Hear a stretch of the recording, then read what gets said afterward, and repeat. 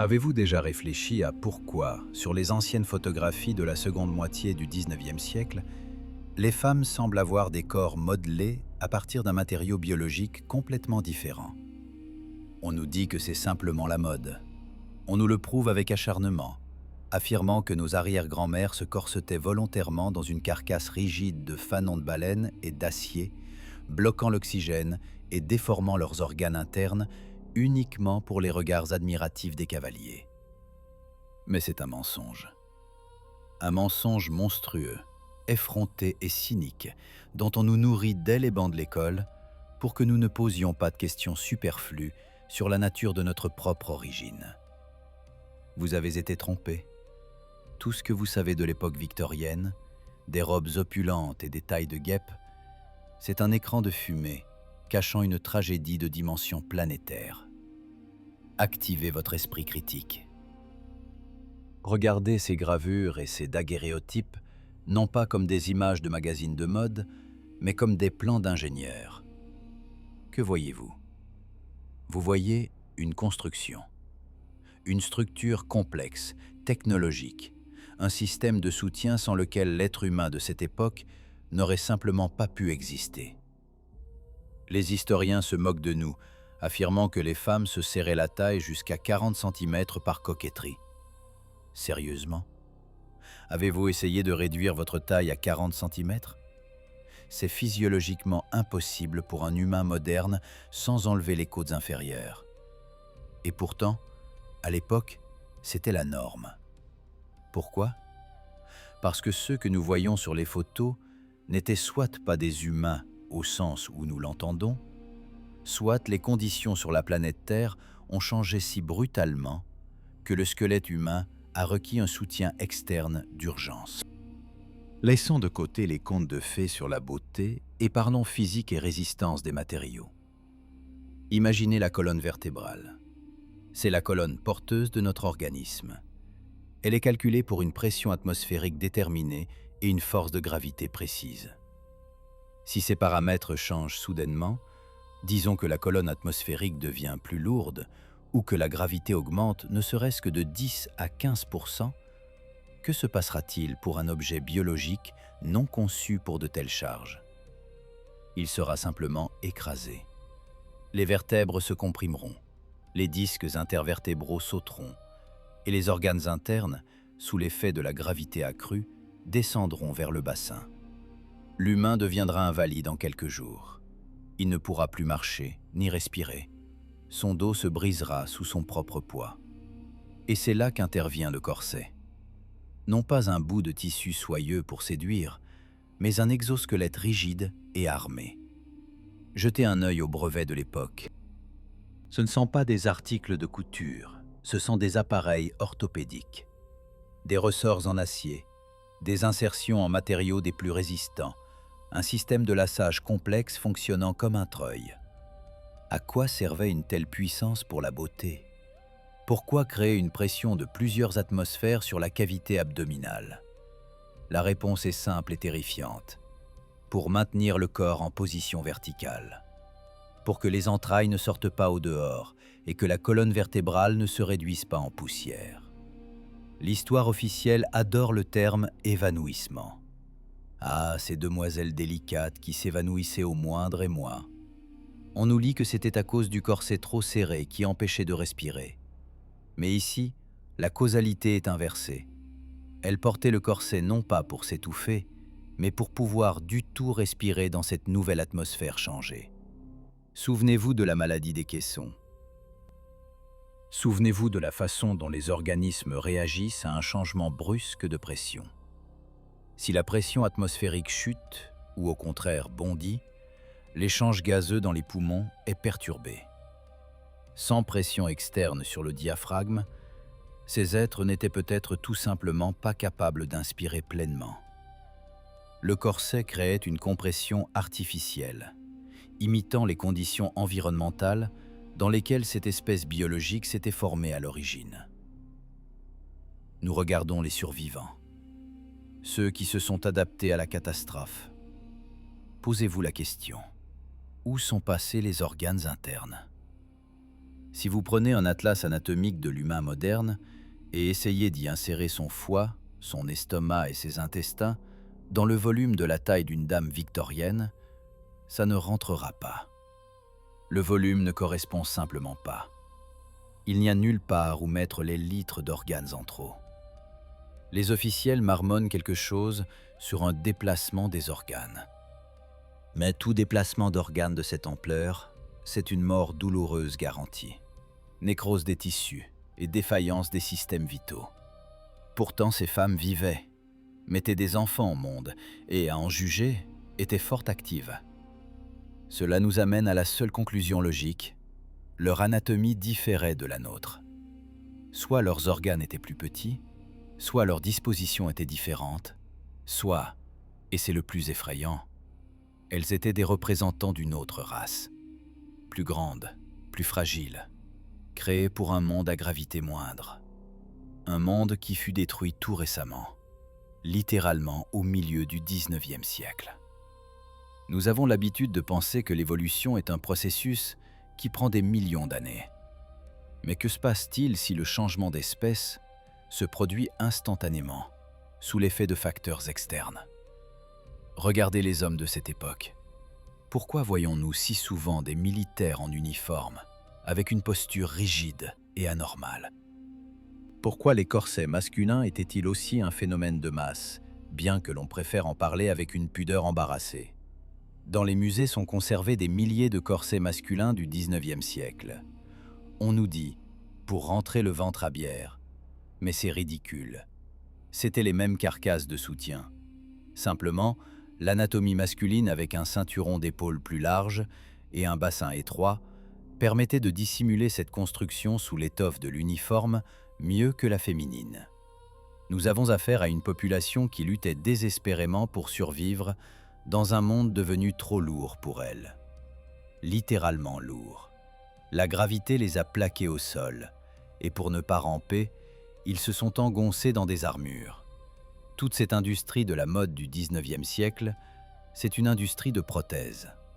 Crinolines, tournures, ces gigantesques constructions de fils de fer et de tissus, pensez-vous que c'est simplement un style? Regardez la coupe technique d'une robe à tournure. C'est de la pure mécanique. C'est un balancier. Si votre centre de gravité a changé, si on vous tire en arrière ou en avant à cause du changement de courbure de la colonne vertébrale sous la nouvelle charge gravitationnelle, vous avez besoin d'un contrepoids. La tournure, ce n'est pas un cul, c'est un contrepoids qui empêchait la femme de tomber le nez dans la boue en marchant. Ce sont des béquilles masquées sous du luxe. On nous a forcés à croire en un théâtre de l'absurde, où des millions de personnes ont soudain décidé de supporter une douleur infernale et un inconfort pour une mode éphémère. Mais l'humain est une créature rationnelle. Le masochisme de masse est impossible sans nécessité vitale. Et cette nécessité était une question de vie et de mort. Ils dissimulaient leur corps déformé, fragile sous des couches de tissu et d'acier, essayant de conserver l'apparence de la normalité dans un monde qui n'était plus leur maison. Et ce n'est que la partie émergée de l'iceberg. Si nous commençons à creuser plus profond dans les rapports médicaux de l'époque, nous trouverons des faits qui vous dresseront les cheveux sur la tête. Des faits qui prouvent, au XIXe siècle a eu lieu une réinitialisation biologique, et le corset était le seul moyen de maintenir les vestiges de la civilisation passée en position verticale. Avez-vous jamais ouvert des encyclopédies médicales publiées au milieu du XIXe siècle? Je vous recommande instamment de le faire, si vous avez les nerfs solides. Ce ne sont pas des manuels d'anatomie, ce sont des chroniques d'une guerre biologique. Les pages regorgent de descriptions de pathologies qui aujourd'hui ne se rencontrent que dans des cas isolés de graves dysfonctionnements génétiques, alors qu'à l'époque, elles avaient un caractère épidémique. Les médecins de cette époque donnaient l'alarme.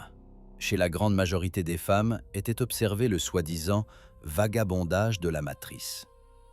La médecine officielle, ricanant dans sa barbe, nous explique cela par l'ignorance obscure des docteurs du passé qui prétendument croyaient qu'un organe pouvait se balader dans le corps. Mais laissons de côté le snobisme. Les médecins du XIXe siècle étaient des praticiens. Ils opéraient à vif et voyaient ce qui se passait à l'intérieur. Le terme « descente d'organes » apparaît dans une histoire clinique sur deux. Pourquoi soudain, chez toute une génération de femmes, les entrailles ont-elles cessé de tenir à leur place? La gravité est une force impitoyable. Si vous augmentez brutalement la force d'attraction, l'appareil ligamenteux sur lequel sont suspendus les organes internes ne tiendra tout simplement pas. Il s'étirera comme un vieil élastique. C'est précisément ce que nous voyons dans les rapports médicaux. Une chute massive, totale, des organes du petit bassin. Et le seul salut, le seul moyen de retenir le contenu de la cavité abdominale à l'intérieur du corps, était un bandage rigide. Ce fameux corset, que les historiens qualifient cyniquement de tribu à la mode. Regardez l'architecture de cette période. Non, pas les façades qu'on a pu refaire. Regardez l'ergonomie des intérieurs, préservés dans les vieux manoirs et les bâtiments administratifs. Prêtez attention à la hauteur des poignées de porte, à la hauteur des marches, aux embrasures de fenêtres. Tout cela est conçu pour des gens mesurant au minimum 2,50 m. Pour nous, humains du standard actuel, ces poignées sont au niveau de la poitrine ou des épaules. C'est inconfortable pour nous. Mais pour ceux qui ont construit ces bâtiments, c'était la norme. Et maintenant, imaginez une créature de 2,50 m soumise à une gravité accrue. Plus l'objet est haut, moins il est stable, et plus sa colonne vertébrale subit de charges. Loi du levier. La longue colonne vertébrale du géant, sous l'augmentation du poids, devient sa sentence de mort. Elle commence à se courber, à se briser, à se tordre en spirale. C'est pourquoi sur tous les portraits, nous voyons cette posture anormalement droite, comme si on avait avalé une barre de fer. Ce n'est pas de l'éducation, c'est une nécessité. Sans corset d'acier, ces géants se seraient simplement pliés en deux. On nous dit que les corsets étaient faits de fanons de baleine. Avez-vous jamais réfléchi à l'ampleur de ce mensonge? Pour équiper de corsets toute la population féminine d'Europe et d'Amérique du Nord, ainsi qu'une part significative de la masculine, il aurait fallu exterminer tous les baleines des océans mondiaux en un seul an. Mais les baleines n'ont pas disparu. D'où venait donc ce matériau? Des plaques fines, flexibles, incroyablement résistantes, qui ne se brisaient pas sous une pression monstrueuse. L'histoire officielle se tait sur les technologies de production de polymères ou de composites au XIXe siècle. Mais les artefacts disent le contraire. Dans les musées, gisent des corsets dont les baleines sont faites de matériaux dont la structure ne peut même pas être déterminée par les analyses spectrales modernes. C'était un plastique hautement technologique ou une organique modifiée, dont les technologies de production ont été perdues ou délibérément supprimées aussitôt que la nécessité en a disparu. Nous voyons les traces d'une civilisation industrielle avancée qui, en urgence, a reconverti ses usines pour produire des exosquelettes médicaux. Ce n'était pas une industrie de la mode, c'était une industrie de survie. Et ici, nous approchons du moment le plus intéressant et le plus effrayant. Pourquoi les paysannes, les femmes occupées à un travail physique lourd, portaient-elles aussi des corsets? Les historiens nous assurent qu'elles imitaient les aristocrates. Sérieusement, essayez de biner un potager ou de traire une vache en serrant votre taille à 45 cm. Vous mourrez d'une crise cardiaque en 10 minutes. Le travail physique requiert une consommation énorme d'oxygène, un travail actif du diaphragme. Porter un corset en travaillant au champ, c'est du suicide. Si seulement sans corset, vous n'êtes même pas capable de vous tenir debout. si seulement le corset n'est pas une condition de votre fonctionnement en tant qu'unité biologique. Cela pulvérise la théorie du mimétisme de mode. Les paysannes ne les portaient pas pour la beauté. Elles les portaient parce que leur corps, tout comme ceux des aristocrates, ont subi l'effet de l'environnement changé.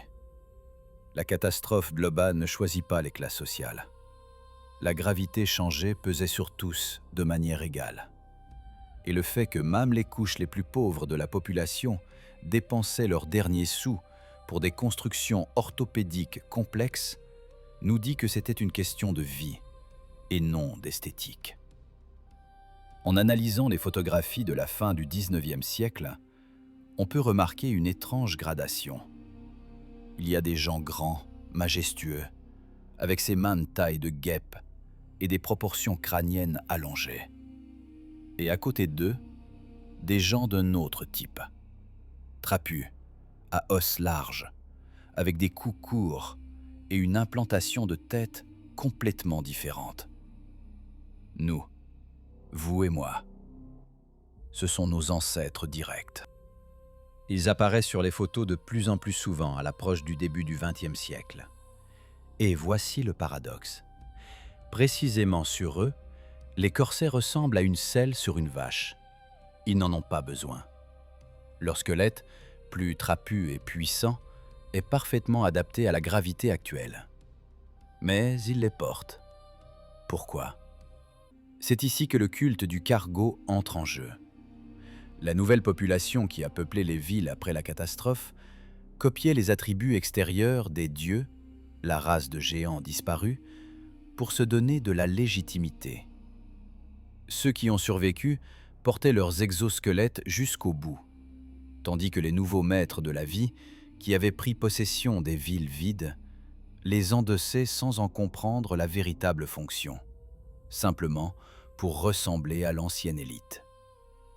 Jetez un œil à la statistique de mortalité due à la tuberculose et aux maladies pulmonaires de cette époque. Elle est exorbitante. On nous dit « l'antisanitarie ». Mais pourquoi la maladie fauchait-elle en premier lieu ceux qui vivaient dans les palais ? Peut-être parce que leurs poumons, comprimés par les corsets, ne pouvaient s'adapter à la nouvelle composition de l'atmosphère. Peut-être que l'air était devenu trop dense, trop humide pour eux. Nous voyons l'agonie d'une espèce entière. Ils étouffaient dans notre monde. Leurs os se brisaient sous le poids de notre ciel. Et ils tentaient désespérément de conserver leur forme à l'aide de l'acier et de fanons de baleine. Ce n'était pas de la mode. C'était une torture durant toute une vie. Une tentative de repousser l'inévitable fin de l'ancienne civilisation. Maintenant, détachons-nous de la biologie et regardons l'économie et la logistique.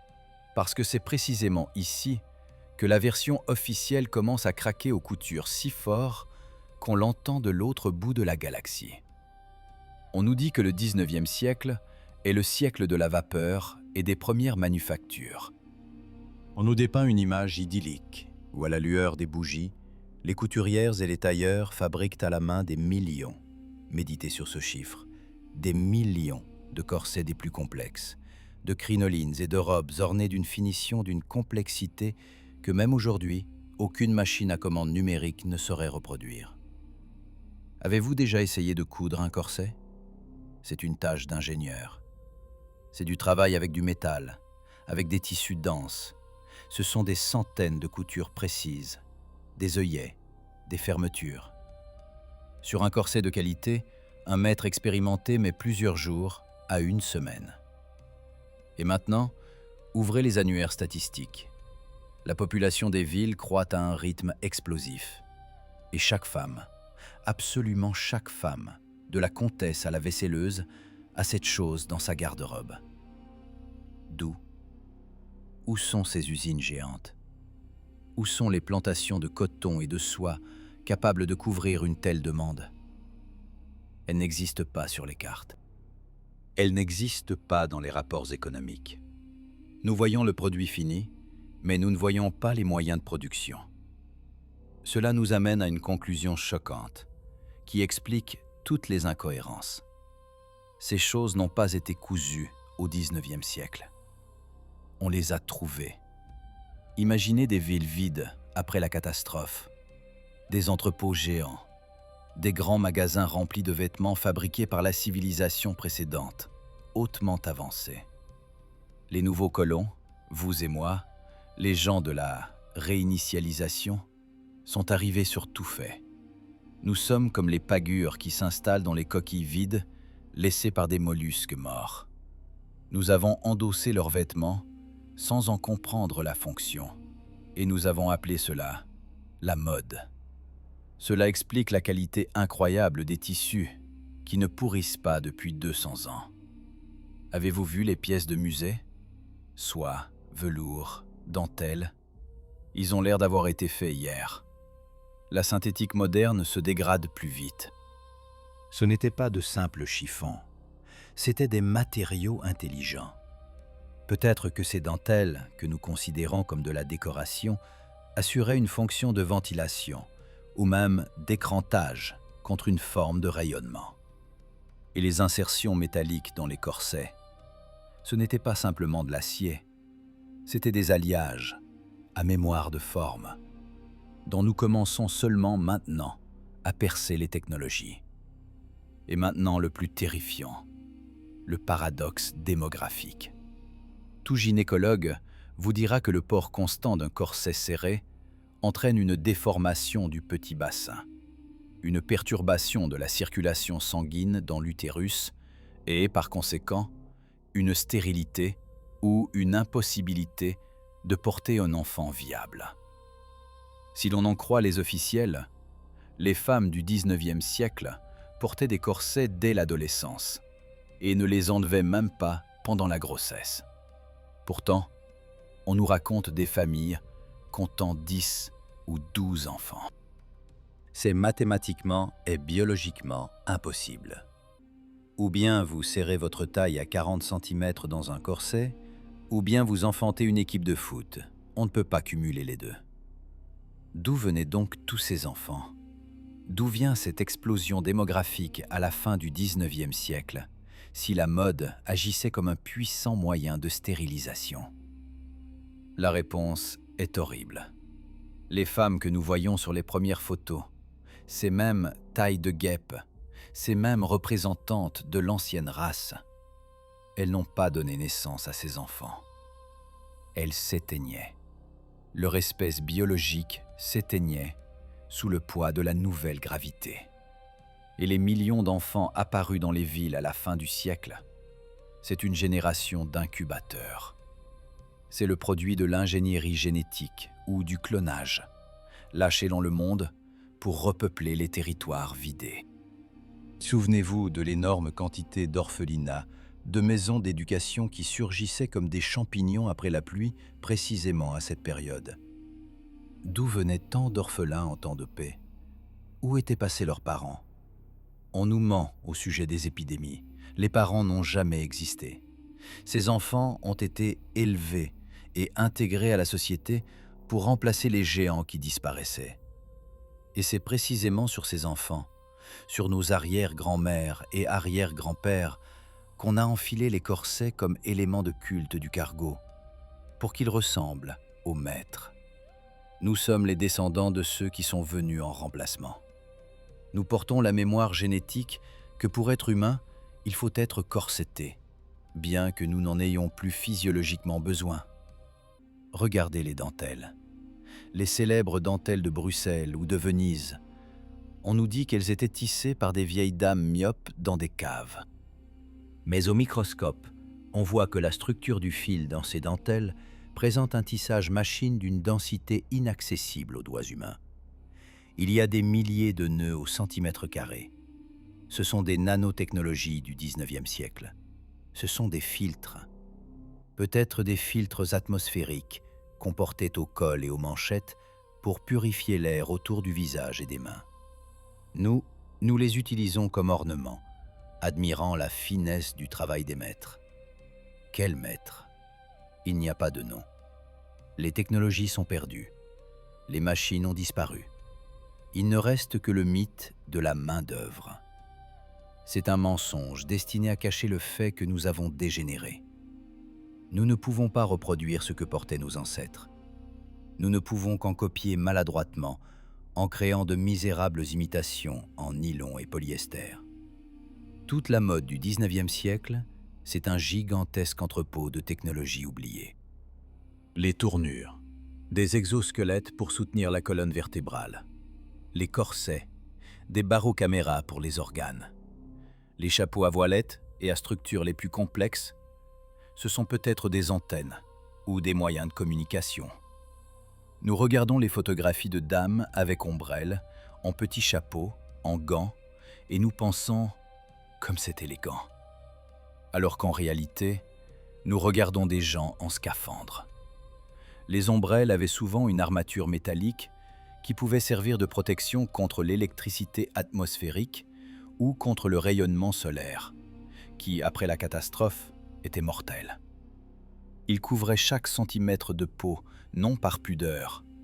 Ils protégeaient la peau d'un environnement extérieur agressif.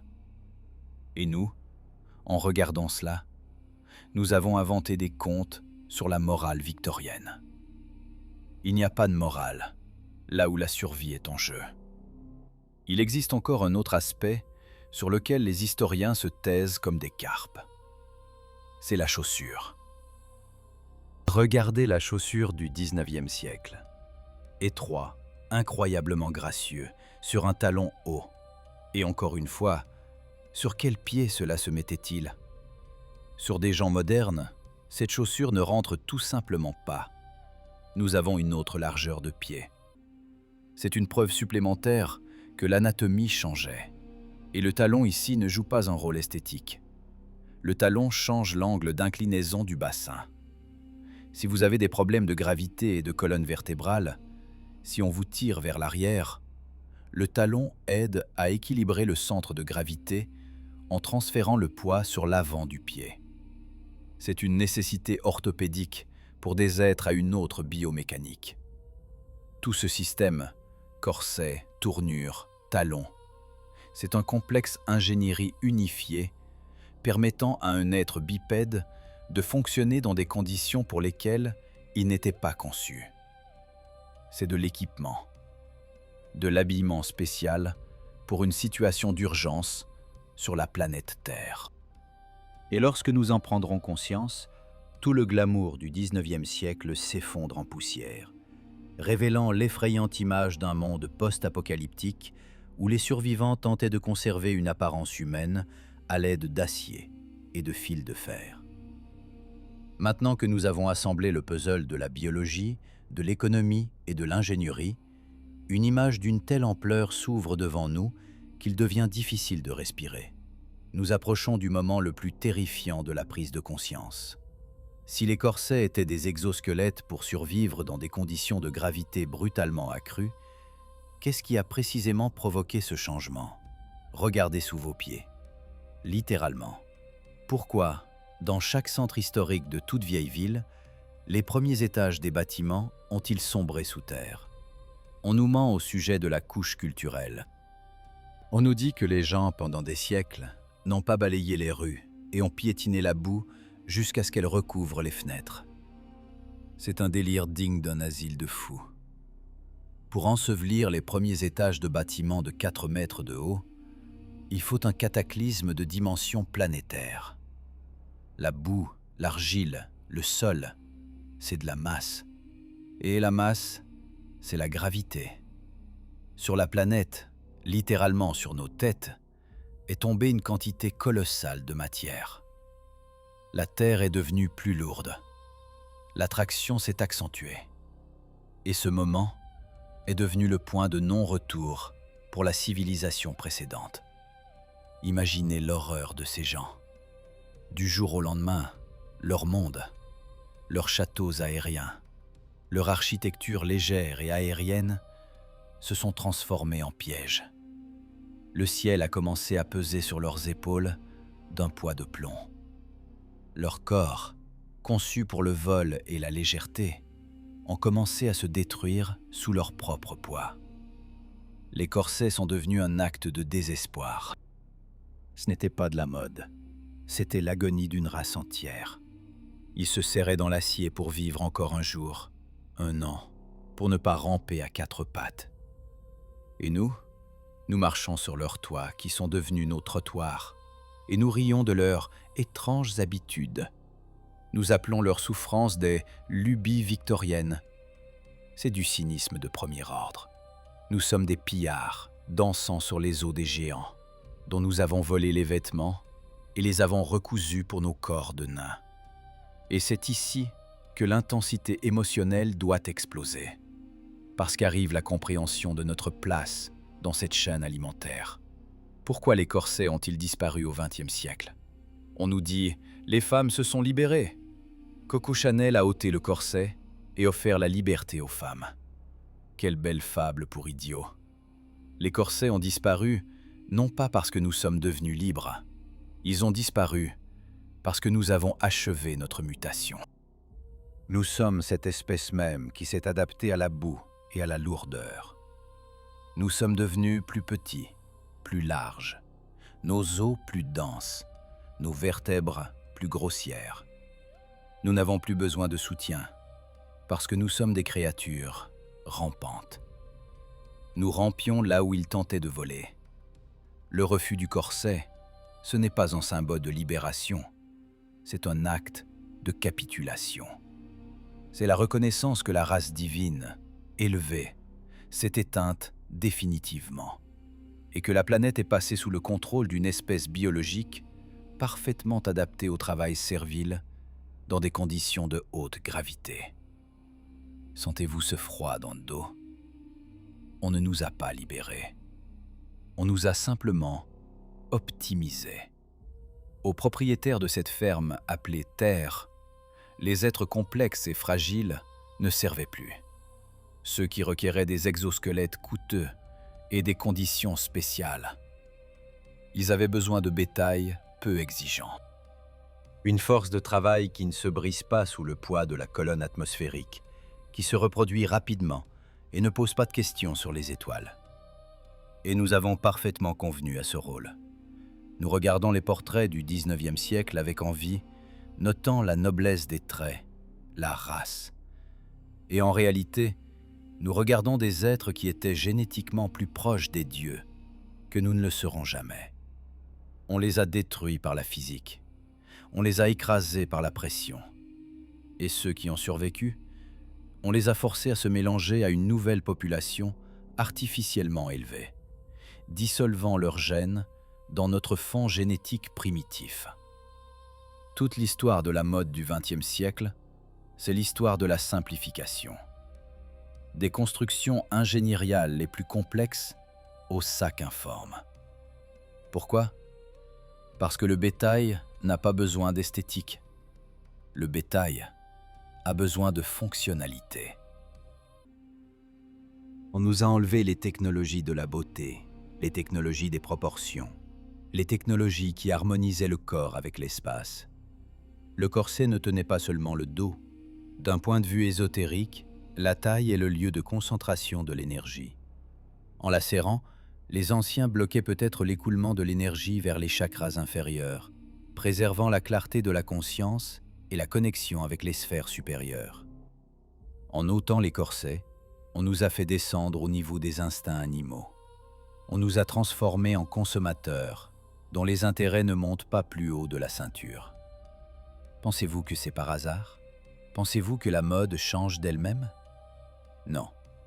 La mode est contrôlée par les mêmes forces qui réécrivent les manuels d'histoire. Ils devaient effacer la mémoire de l'apparence du véritable humain. Ils devaient nous faire croire que nos silhouettes flasques et informes sont la norme, et les silhouettes ciselées des ancêtres, une déviation douloureuse. Anorexie, déformation, barbarie. Voilà les mots par lesquels ils ont stigmatisé les talons de beauté de l'époque passée. Ils ont tout renversé. Ils ont appelé maladie la santé et dégénérescence la norme. Nous vivons dans un monde renversé, où l'horreur est élevée au culte et l'aspiration à l'idéal moquée. Regardez les statues de l'Antiquité. Elles ont aussi des proportions idéales, mais sans corset. Pourquoi? Parce qu'à cette époque, avant la catastrophe du 19e siècle, la gravité était encore plus faible. L'atmosphère était différente. Leurs corps maintenaient leur forme par eux-mêmes, grâce à l'énergie intérieure et à la légèreté du milieu. Le 19e siècle était une période de transition, un pont entre le paradis et l'enfer. C'était le temps où les conditions s'étaient déjà dégradées. Mais les gens se souvenaient encore de ce qu'ils devaient être. Ils luttaient, ils résistaient à l'environnement. Et nous avons simplement accepté les règles du jeu. Nous avons accepté d'être petits, lourds et mortels. Nous avons oublié que notre colonne vertébrale est une antenne, et nous lui avons permis de se courber sous le poids du mensonge. Chaque pli de graisse sur notre corps, chaque centimètre de moins par rapport à nos ancêtres, c'est le sceau de notre défaite. Nous avons perdu cette guerre gravitationnelle sans même comprendre qu'elle avait lieu. Et le corset, cet objet de garde-robe oublié et moqué, est un témoin muet de la plus grande tragédie dans l'histoire des espèces biologiques. La tragédie de la transformation de demi-dieux en personnel de service. Mais le plus terrible n'est même pas cela. Le plus terrible, c'est la pensée que les technologies de maintien de la forme, les technologies de prolongation de vie et de préservation de l'anatomie divine n'ont pas disparu. Elles sont simplement devenues inaccessibles pour nous. Quelque part là-bas, derrière les hautes clôtures des zones fermées, l'élite continue d'utiliser les connaissances du vieux monde. Vous n'avez jamais réfléchi à pourquoi les puissants de ce monde vivent si longtemps? Pourquoi ils ont l'air de connaître un secret inaccessible à nous? Peut-être que dans leur garde-robe pendent encore ces mêmes carcasses, mais faites de nouveaux matériaux invisibles, leur permettant de garder le dos droit, tandis que nous courbons vers la terre. Réfléchissez. Pourquoi, chez 90% de la population de la planète, après 30 ans, commencent les problèmes de dos? Les médecins disent « c'est le prix de la bipédie ». Quel monstrueux mensonge. Les animaux ne souffrent pas d'ostéochondrose. Si nous avions évolué ici pendant des millions d'années, notre squelette serait une construction idéale pour cette gravité. Mais il ne l'est pas. Notre dos est le maillon le plus faible. C'est la preuve directe que nous sommes un élément étranger dans cette réalité physique. Nous sommes des astronautes dont le vaisseau s'est écrasé sur une planète à force de gravité intolérablement élevée. Et nos ancêtres au 19e siècle le savaient. Ils essayaient de lutter. Ils créaient ces chefs-d'œuvre d'ingénierie en acier et fanons de baleine pour retenir les restes de leur nature divine. Et nous avons capitulé. Nous avons accepté la douleur dorsale comme norme. Nous avons accepté notre lourdeur et notre caractère terrestre comme un donné. Mais, et si ce processus était cyclique? Et si la grande réinitialisation n'était pas un événement unique, mais une procédure régulière de nettoyage et de mise à jour de la ferme? Regardez autour de vous. Aujourd'hui, nous voyons à nouveau le retour des exosquelettes. Pour l'instant, ils sont utilisés dans l'armée et la médecine, mais la tendance est évidente. Les scientifiques parlent de transhumanisme, de fusion de l'humain et de la machine. Ne nous prépare-t-il pas à un nouveau saut des conditions environnementales? Peut-être que la gravité changera à nouveau, ou que la composition de l'atmosphère deviendra impropre à nos poumons actuels. Et alors réapparaîtront les accessoires à la mode. Masques respiratoires qui deviendront le must de la saison, ou costumes de soutien que les pop stars promouvoiront. L'histoire avance en spirale, et nous, qui ne nous souvenons pas du passé, sommes condamnés à le revivre.